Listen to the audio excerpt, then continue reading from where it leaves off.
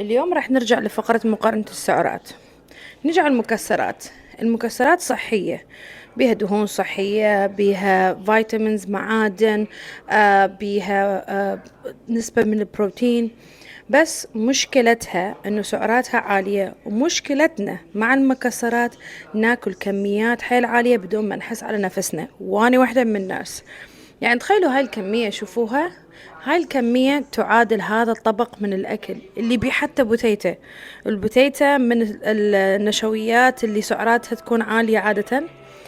واستخدمت زيت زيتون، خاشوقة صغيرة زيت زيتون حتى أحمس كل شي. طبعا البوتيتة سلقتها قبلها حتى يصير سهل علي حمسها. ورغم هذا هذا الطبق اللي اصلا راح احتاج نص ساعة بس حتى اكله مو نبه اهضمه. قريب سعراته من هاي المكسرات. يعني فرق شي بسيط جدا جدا جدا. تخيلوا، شوفوا،